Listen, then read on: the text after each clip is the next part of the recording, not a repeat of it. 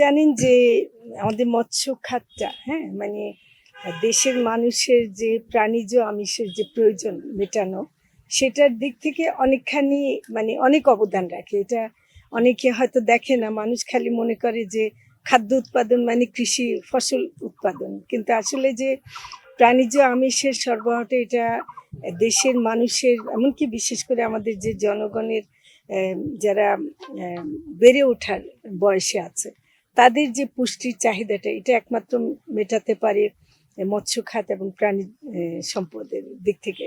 তো সেদিক থেকে মানে আমাদের যেমন আমরা আহরণ করা যে মাছ, সেটাতে আমরা বাংলাদেশ কিন্তু পৃথিবীতে দ্বিতীয়, মানে ভারতের পরে আমরাই দ্বিতীয়। আর চাষ করা মাছের ক্ষেত্রে আমরা পঞ্চম। আমাদের যেটা সমস্যা হচ্ছে যে সারা দেশে আসলে প্রচুর জলাশয়, নদী, অনেক কিছু আছে, কিন্তু সবগুলোর ব্যবস্থাপনাটা ওরকম করে হয়ে ওঠে নাই। যেটা হয় যে মৎস্যজীবীরা আছেন, মৎস্যজীবীদেরকে আমরা সেভাবে যে বিভিন্ন মৌসুমে ব্যান দিতে হয়, নিষেধাজ্ঞা জারি করতে হয় যেন ডিম ছাড়তে পারে, মাছ বড় হতে পারে, সেটার সময় তাদেরকে যে সহায়তা দেওয়ার কথা সেটা আমরা দিচ্ছি। ইনফ্যাক্ট আপনারা যে বললেন বিপ্লবী সরকার, এই সরকার আসার পরে যেটা আমরা করছি যে প্রকৃত মৎস্যজীবীদের একটা তালিকা আমরা করছি। কারণ আগে হতো কি, অনেক রাজনৈতিক কারণে অনেকের নাম ঢোকানো হতো ওই সহায়তাটা নেওয়ার জন্য। এখন আমরা বলছি যারা প্রকৃত মৎস্যজীবী বা জেলে, তাদেরকেই সহায়তাগুলো দেওয়া হবে।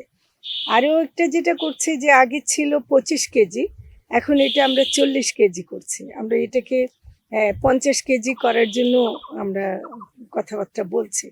কারণ মানুষের ধরেন আজকে 22 দিন যদি নিষেধাজ্ঞা থাকে বা 30 দিন নিষেধাজ্ঞা থাকে, তখন তো সে অন্য কোনো আয় করতে পারছে না, তখন আমরা চালটা দিচ্ছি কেবল, আর তো কিছু দিচ্ছে না। নাহলে তখন সে বাধ্য হয় মাছটা ধরতে।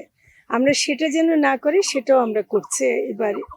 এবার আমরা আশা করছি যে ইলিশের যে নিষেধাজ্ঞাটা ছিল সেটা খুব ভালোভাবে পালিত হয়েছে। বিশেষ করে জাটকাটা মানে বড় হতে পেরেছে। একটু বৃষ্টিটা ভালো করে হলে কিন্তু আমরা আরেকটু ভালো পাবো।